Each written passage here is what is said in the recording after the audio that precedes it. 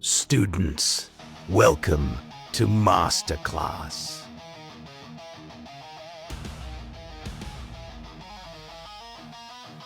At my command, we strike.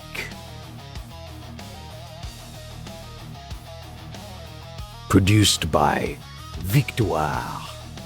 The Masters of Wrestling gives a special thanks to Mr. Jesse Hernandez.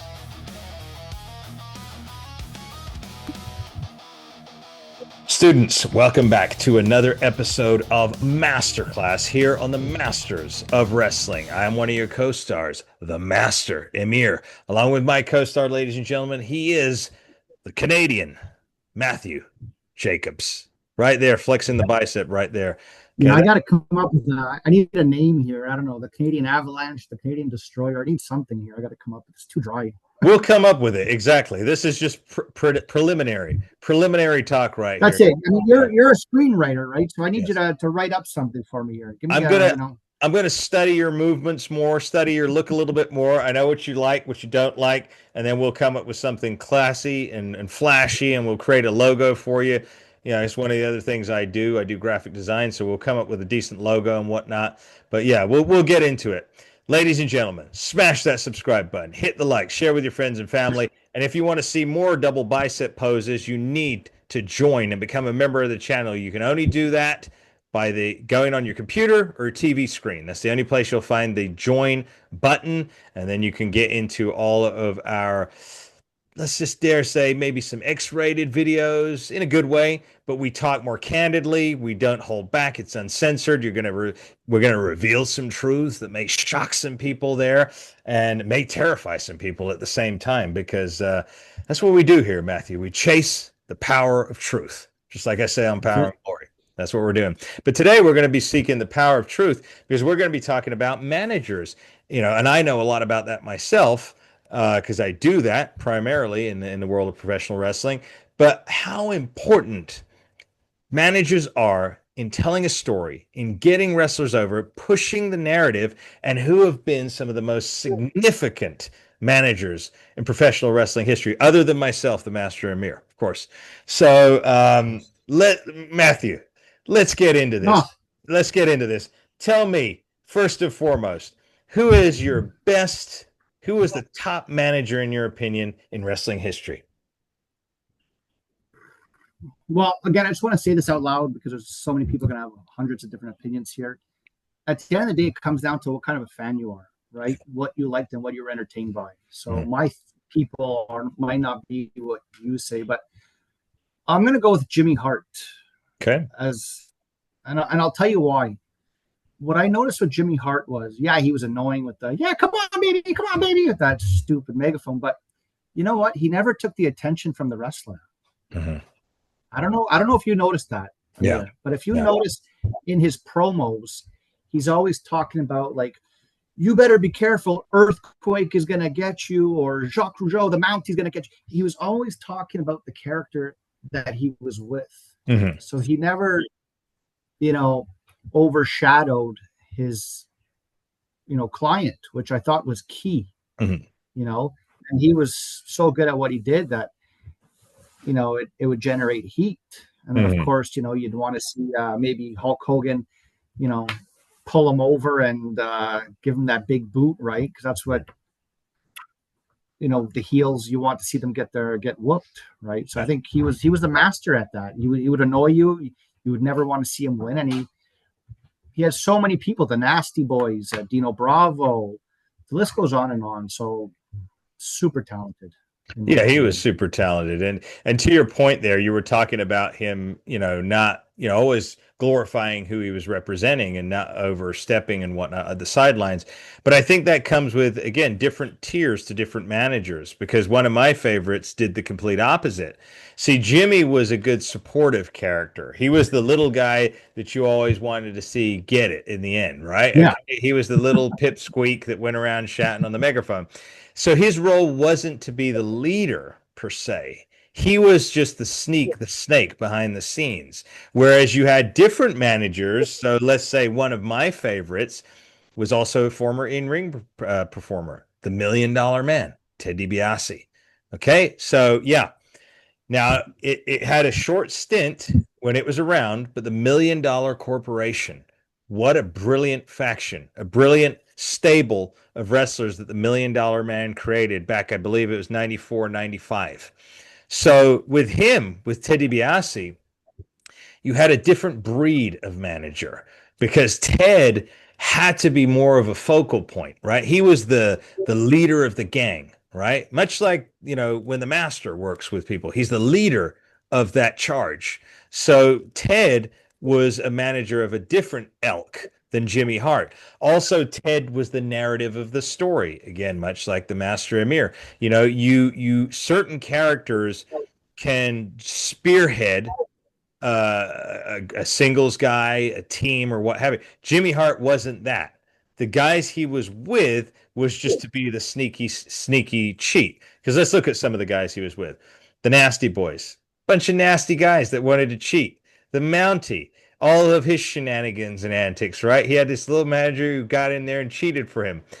Even Earthquake and Typhoon. Well, I think Earthquake and Typhoon, the dichotomy was a little bit different. It was like they were two huge guys that never really needed him, but he just kind of hung around them as like cheerleaders, right? He just was like, yeah, come on, Earthquake, come on, Earth. So they felt sorry. They didn't want to get rid of him until they did get rid of him that time.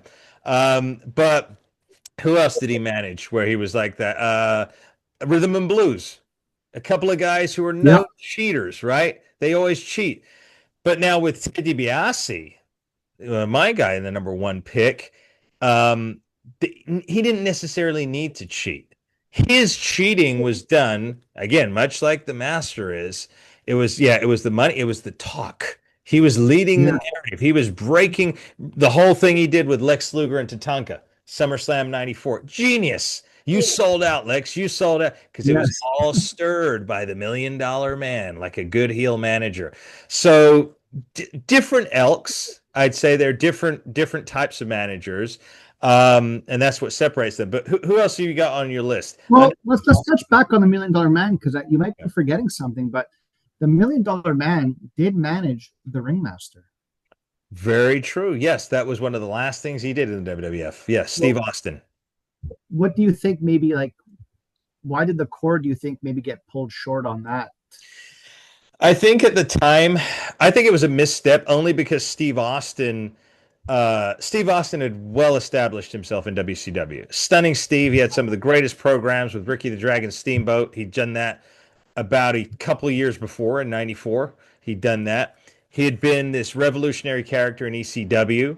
He was just starting to bubble, right? It was a mispairing, like when Ted DiBiase did the Million Dollar Corporation, he had Big Sid Vicious. He had a repackaged Charles Wright as Kama, the Supreme Fighting Machine, after he ditched the Papa Shango gimmick. He had Tatanka. He had King Kong Bundy. He had Nikolai Volkov, right? Yep. So he was getting guys who'd already had that moment in the sun, as it were, and he was just polishing them up. Steve Austin had not reached his precipice yet. So it was a mispairing. It's like, okay, well, Steve was already talking and doing all this high flying good stuff in WCW. He was very entertaining with the Hollywood Blondes with Brian Pillman and all of that. But then you go and make him not talk and hang out with Ted DiBiase. It was just it was a misfire. It did not. It's like Ted DiBiase and him were the same. Ted DiBiase could cut a promo. He could do the theatrics, and so could Steve, right? Typically, a good pairing is you want guys that are not great talkers, not very theatrical, or maybe they need guidance because some guys are just wild childs, right? You get them. They need somebody at the helm to just keep their story going in the same line, the same linear path, or they need somebody on the outside to literally, like one of my jobs, is to, help them with spots, help them tell the narrative. Hey, the crowd's dead out here, dude. All right. Powder out to the floor, come over here.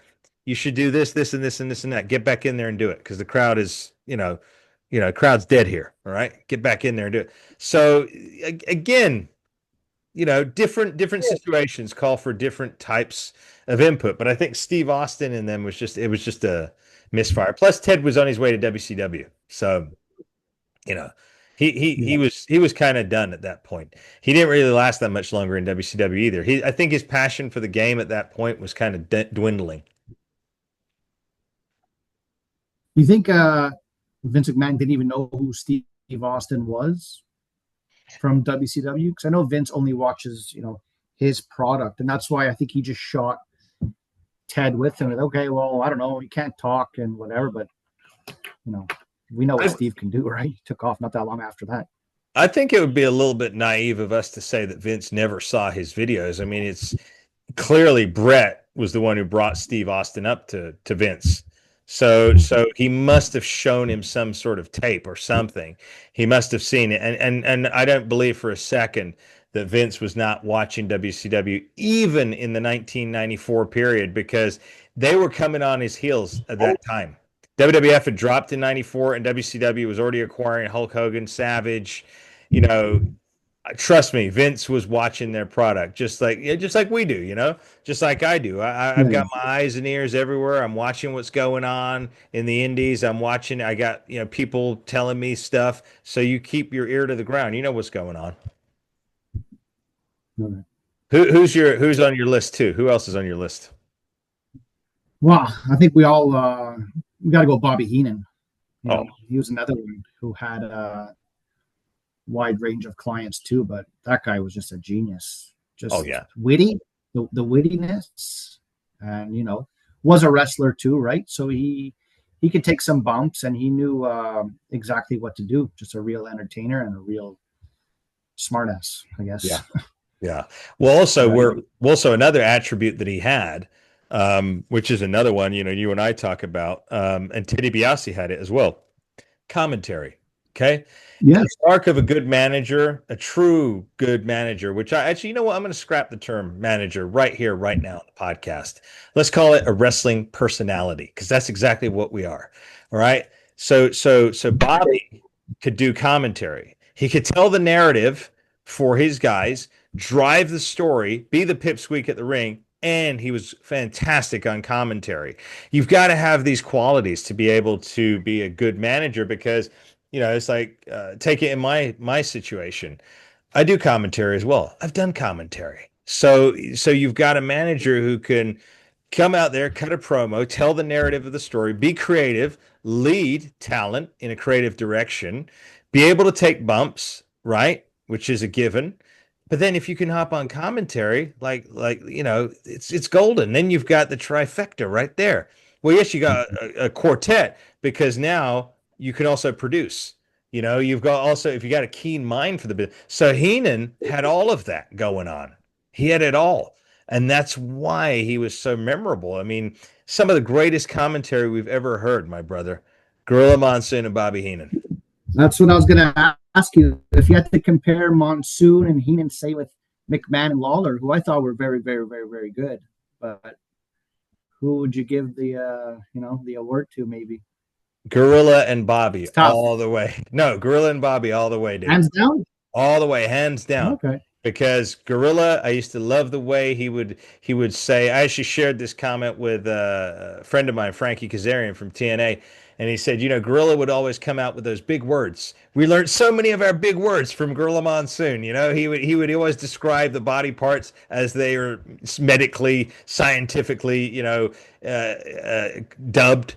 He would always say that. He would teach us certain places. He was like he's like kind of watching the dad or a granddad, and just the comedy, the quick wit between the two of them was fantastic. But I will say this about Vince McMahon. We talked about this last week. I think Vince McMahon, the professional, again, I'm not talking personal. I don't want to trigger anybody out there who gets offended, right? But I'm going to tell truth here. That's what we talk about. Truth. We're not afraid of that. Vince McMahon as a professional was a genius. And Vince McMahon as a commentator was fantastic, because there's a lot of people who give him a lot of slack for that, saying he was this and this and that. I'm telling you now, throughout the 90s, and Vince, if you're listening out there, thank you. Throughout the 90s, until the Attitude Era, he carried that broadcast team. Once Gorilla and Bobby were gone, Vince carried that team all the way through until eventually it became Jim Ross and Jerry Lawler. But until that point, Vince I still fondly listen to some of the pay-per-views, and I love the way he would get enthusiastic. 1, 2, 3, got him, he got him, he got him. You know, and all that crap, and you know the little things he would say, the cadence, the tone of his voice, fantastic, fantastic. Who else you got on your list there, Matthew? Uh, I got one. I'm sure all the men out there might have it. Mhm. I don't know if you guys see that over there. Yes, we can see that Ooh, right that there. is, Yes, Sunny. who Yes, is that, Amir? that is Sunny right Yeah, there. so it is. Yeah, I'll put her up there for a lot of reasons. I mean, I was like 7, 8 years old, right? So obviously that's like your first crush. It was the first, hottie on TV, and forget her personality behind screen, but what she brought to the TV was like, seeing a female on a male show, it was kind of like a big deal, and it brought a lot of excitement, entertainment, and I thought she did a good job Not on only, screen. I really did. I thought she did a good job, but I feel bad for Chris because she took a lot of the spotlight away from him but that he again, didn't get. And he was a wrestler. but here's the Go thing. ahead. Okay, here's the thing. I don't want to address that right now. You can't steal the spotlight from somebody that's not basking in it. All right. At the end of the day, everybody has their opportunity. And I think I think I said this on the other podcast the other day. Everybody can share in that spotlight. Everyone can. It's not for one person. But at the end of the day, if somebody can just naturally do better in a certain role than you, then it's up to you when your moment shines to be better. So, for example, you could say that she stole the spotlight, but at the end of the day, right? At the time, Chris Candido was put in a stupid gimmick, a skip. It was Right. utterly ridiculous. His best days came after. Yeah. He got in better shape in ECW as Chris Candido. So again, was it situational? More than likely, because Sunny could thrive in that role. She was the annoying little friggin' gym person, fitness. Oh, come on, let's get going.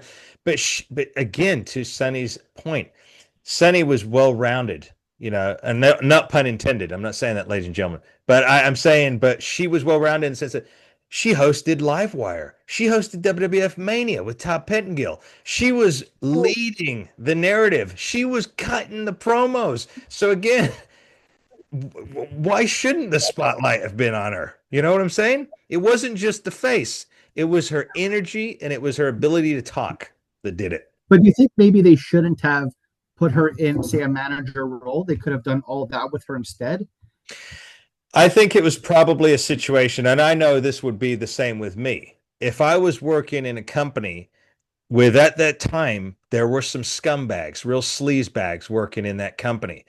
And that was my wife, much like Macho Man. The last thing I would want is for her to be doing her own thing over there in another section of the building, backstage with who knows who, what the heck's going on. So I think maybe, just maybe, and this is a hypothetical, I guess we'll never know until we have Sunny on the podcast. Um, was it Chris and her's decision to say, hey, we need to stick together for our marriage, for our partnership? Or was it a creative idea? I don't know. I would like to think it was maybe the two of them that wanted to work together. They gave him an option, maybe. Maybe they gave him an option. Or maybe it was just the fact that, for the reality of what it was, Chris couldn't cut a good promo. Bottom line, at the time, he could not. He didn't. There's certain things that go into cutting a good promo, right? Not just being able to speak. You have to have the voice that projects it. You can't just be a great talker. You have to have a certain cadence, a tone to your voice, and you've got to know how to project. Now, Sunny, she knew how to do that. When I used to hear Skip talk, his voice was very low, very soft, and it wasn't commanding enough. Like, think about Jake the Snake when he talked, you know, leading lambs to the slaughter, man. It was all just like a warrior, right? Load the spaceship with the rocket fuel. It was all a Hulk Hogan. Let me tell you something. They were booming voices, right? So I think that maybe it was just the fact that Skip didn't have he didn't have what it takes to talk. He just didn't. And that's the Yeah. reality. Did you ever see the Dark Side of the Ring of their story? No, I have not seen that. Okay, I gotta send you the. I'll send you the link. Okay, send me the link. I'd like to watch that. I have a public website where I think all the episodes of Dark Side of the Ring are on. I'll Okay. send you the link after. Yeah, send me the link. I'll be very curious to see that, because be interested to know what really took place behind the scenes with their story. But yeah, I mean, she wasn't on the episode because she was in like behind bars. But I mean, Chris's mom's on it. There's a lot of wrestlers on it, and Candido's brother too. So you'll learn some stuff on there. How long was she incarcerated for? Do you know how long she's going to be? Yeah, I think it's 17 years. So she'll be out when she's 75. Oh, so she's not coming out. Yeah, no, she's done. So she must have murdered somebody then. She did. Oh, okay. Drunk driving. So I think she got charged with manslaughter. I wonder why, because I saw she's a repeat offender, right? She's got a few drunk driving incidents, and yeah, this one just went too far. She ended up killing the gentleman in front of her. Wow.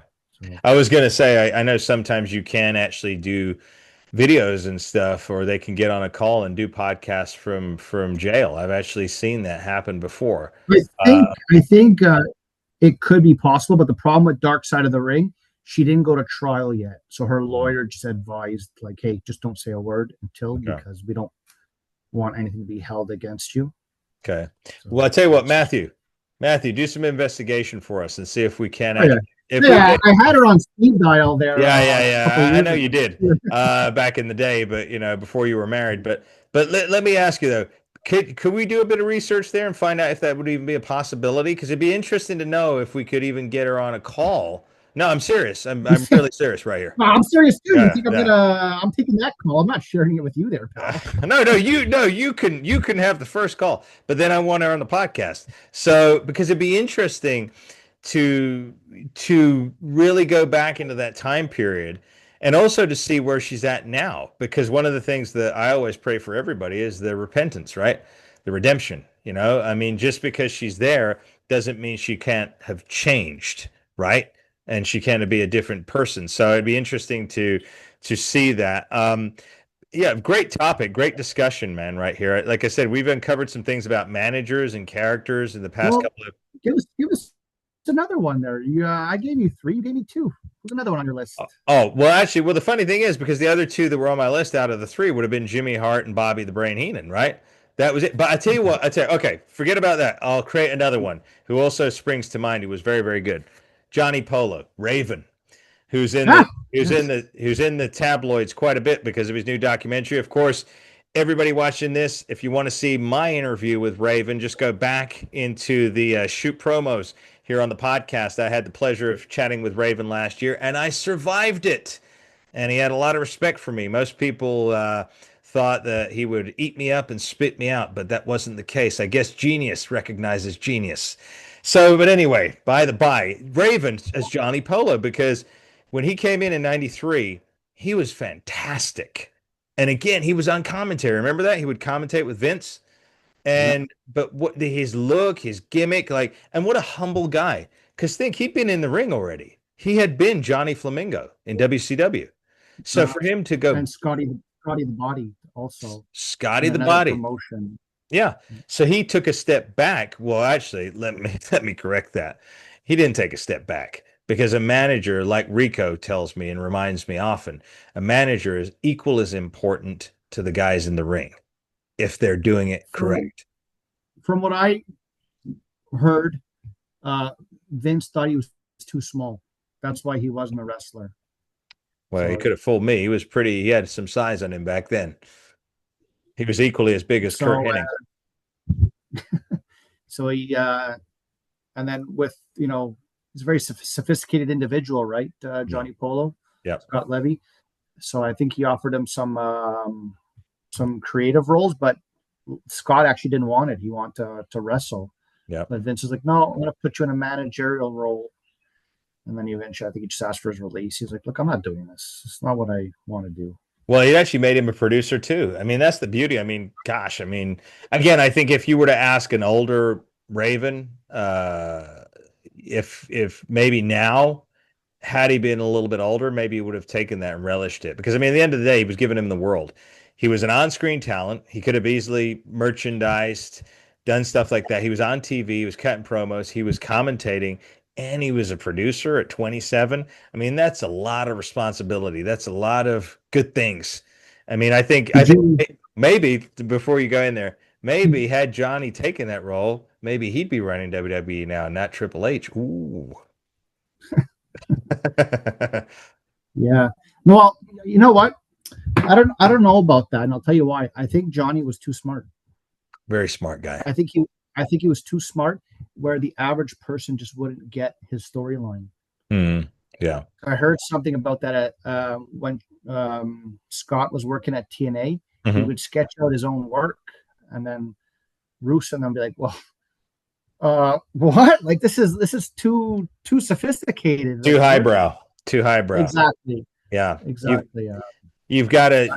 yeah, you got to be careful even with promos because you've got to understand that even if you may think like that and your acumen may be like that high, some people may not get what you're saying. So you have to find the middle ground. And I do that all the time when I'm cutting promos, when I'm going to be shooting them later on. If I think something's too highbrow, well, I don't think it anymore because now it becomes second nature. But, early on, I think highbrow, sophisticated, because you think, oh man, this would sound clever. Yeah, it sounds clever to you, but half the people don't know what you're talking about when you get out there or when you put it out. Just like your buddy, the Ultimate Warrior. No, that was easy to understand, Matthew. I mean, I'm pretty. I believe that you have the acumen that I have, so I thought you would at least be able to. You understand the warrior stuff. I'm still just trying He's to just find joking. where I'm trying to find where Parts Unknown is. Exactly. It's because it's such a mystery. Parts unknown is beyond your realm of comprehension. That's why the Ultimate Warrior was so strong. See, so powerful. You don't even know where he comes from. You know that. I mean, hey, I don't know where the master comes from. Parts unknown. Did you know that? I did not. You know it now. You know it too out there. So, that's again, what a mind-blowing place, eh? Parts I unknown. know. Where do I come from? I come from beyond, beyond the realm of your boxed thinking. So, but no, yeah, Johnny Polo, fantastic. We'll have to do an episode where Did you we. hear? Did you hear he just got diagnosed with Parkinson's? Oh no, I didn't hear that. Yeah, he just came out with that. So Oh, that's very sad. apparently, it could be like wrestling related from all the head blows. So that goes to like you're saying if he would have taken that on the backstage role instead, how would his life be now? Right? Yeah, there's a lot of guys and again, our condolences, our prayers for Raven. I pray, I do believe in healing and I do believe in the miracle. So I pray that, for his healing. But I think there's a lot of guys, and it's funny that we just segued into that because it does weigh heavy on me a lot of times. Some of these guys that are going out there week after week, killing themselves, especially on the independent circuit. Okay, this is the independent circuit. You're not making more than $50, maybe if you're lucky, $100. You're going out there, you're doing these kinds of moves that, again, they may not feel it today.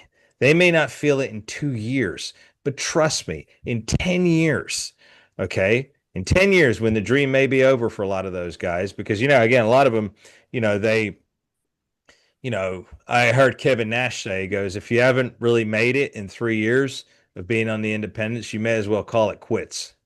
And I believe in that statement because unless you're 20, 23, 24, if you're still under 30, I'd say, yeah, if you haven't pierced it in 3 years, uh, you can go longer.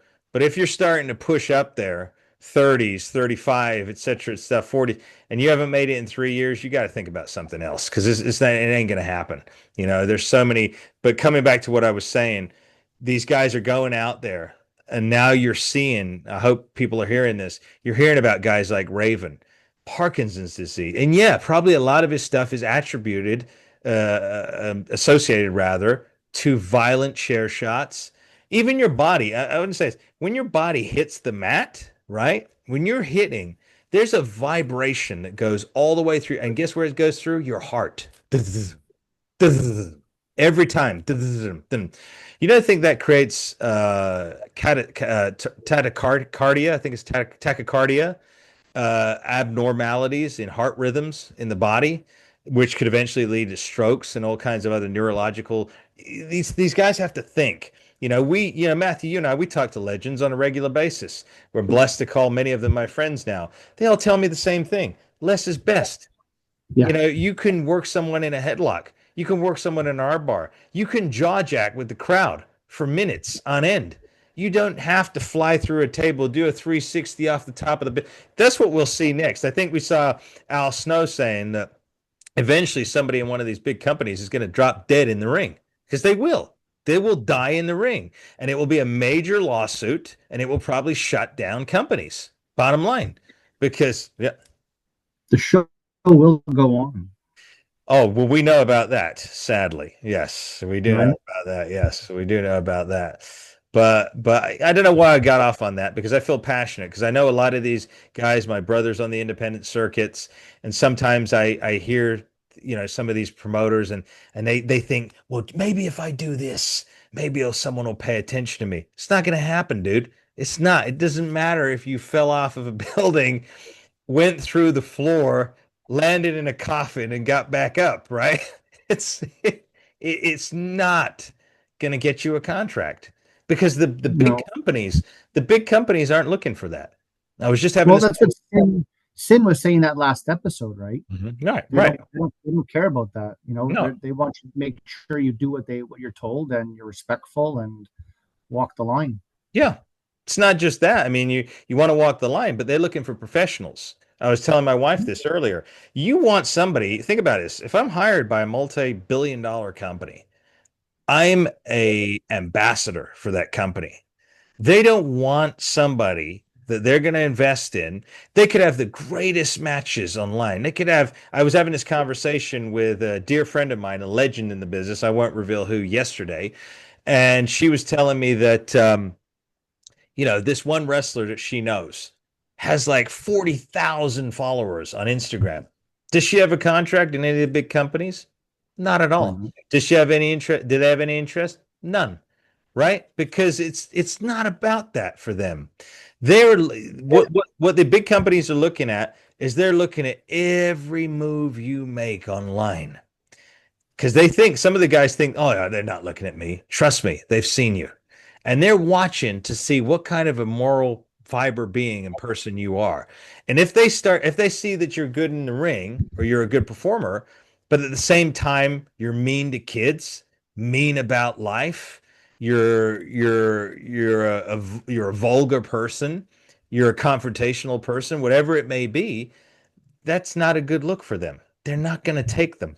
They want professionals. They want a person that can play the part, do the thing, understands the business, but at the same time can sit on a panel in front of the executives at Apple or Netflix and conduct themselves in a professional manner. That's what they're looking for. That's why the guys that you and I grew up with were there because they were all professionals. They knew how to conduct themselves, and that was it. Amir, to go off topic, but we never spoke about this. But do you remember where you were when the warrior died? Like how you found out and all that? I remember I'd seen him come back at WrestleMania. My mom, pardon me, had just visited me from the homeland, from the old country, from ye old country, the United Kingdom, of course, where the master originates from my manor out there, my stately manor. And Parts unknown. what's that? Parts unknown. Parts unknown, exactly. I have an stately manor out there, but I'm not going to divulge where exactly that manor is. And yeah, when I debut the Masters Manor, trust me, none of you will be invited. But that's by the by. The point is yeah, my mom had just visited me, and I knew he came back at WrestleMania. I was stoked as heck. I saw the interview on Raw, the promo he cut in the ring.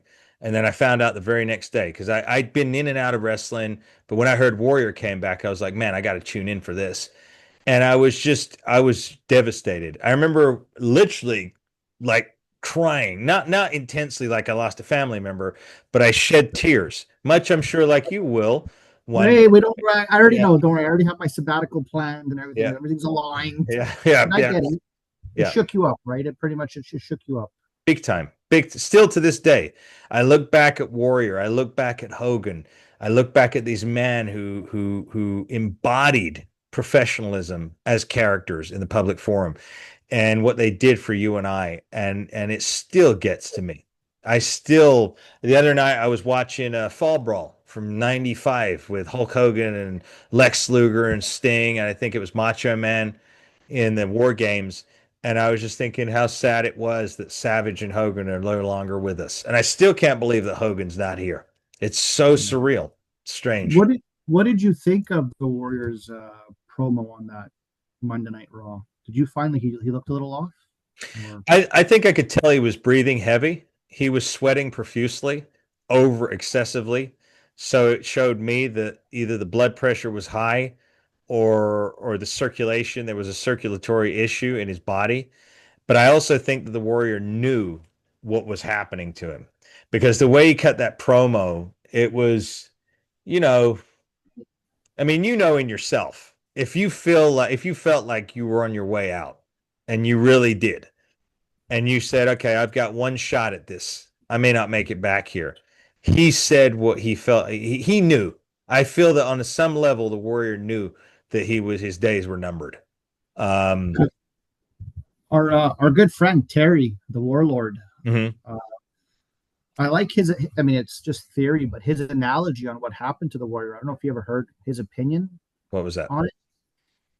He says, you're so used to being in the spotlight for all those years, right? Mhm. So your heart gets like used to, and then all of a sudden you're out of the business for 20 years. Your heart rate's down, and you're just a regular guy and whatever. Mm. But coming back to like the Hall of Fame and Raw, he thinks that just put way too much stress on his heart. Yeah, probably. His heart was already given out.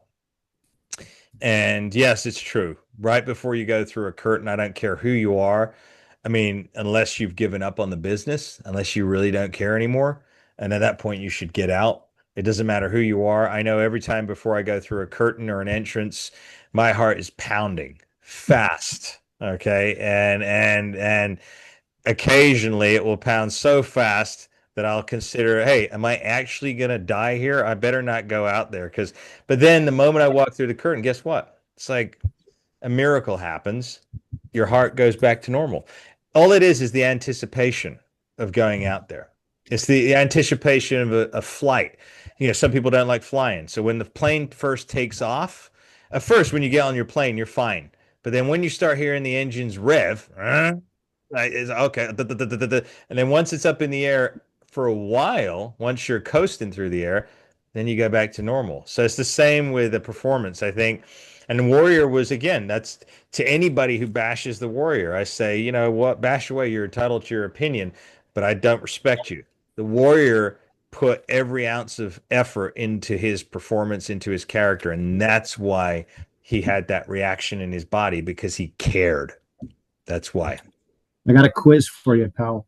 Okay. Who was Ultimate Warrior's last opponent in the WWF? The last opponent in the WWF, Owen Hart. Got it. Yeah. See, I'm quick on the draw, man. Like I said, well, our friendship was on the line there for a second. I don't take any heart slandering, so I was like, I got to put you to the test there, pal. Absolutely not, dude. I tell you what, there's a reason they call me the Master. There's many reasons why they call me the Master, and that's one of them right there, because I understand, I know wrestling history. I know why it's here, what it does. And, like I said, that was one of the saddest times. I remember when Gorilla Monsoon said, effective immediately, the Warrior has been suspended from the World Wrestling Federation for failing to post an appearance bond. Oh, no, for failing to appear. He has to post an appearance bond before he comes back. And he never came back. That was crazy. And then Sid Vicious took his place at the international incident in your house. That's right. Damn. See, we know what we're talking about, audience.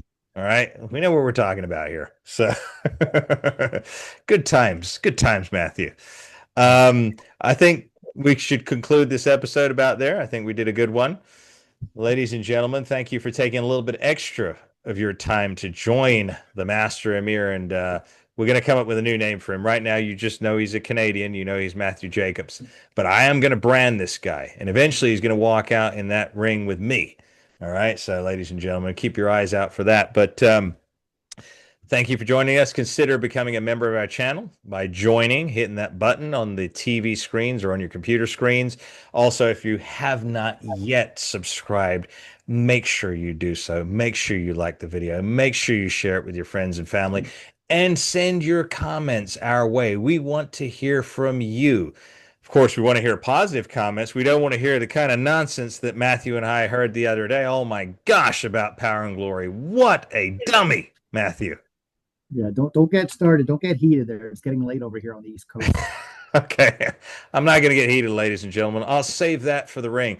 Remember, keep your eye out because I'm going to be giving you some dates where you can come and see the Master Emir of professional wrestling events. And you can also come and see me out here locally where I'm at. I'm going to be doing a meet and greet at one of the local shops here. And just remember, ladies and gentlemen, often duplicated, never replicated. We'll just leave it at that. I'm not going to say anything more than that. But ladies and gentlemen, thank you for joining us here on Masterclass. I am the one, the only, the original, the Master Emir. We'll see you on the next one. God bless. Fans, the time has come for you to flex your appreciation in style. The Masters of Wrestling delivers the most truthful pro wrestling content week in, week out. And now we want you to show your support wherever you go. Power and Glory, the podcast t-shirts. Order yours now. Styling, the podcast t-shirts. Order yours now. To order your t-shirt and for shipping information, use the email address in the description of this video. The Masters of Wrestling. Order your t-shirts now.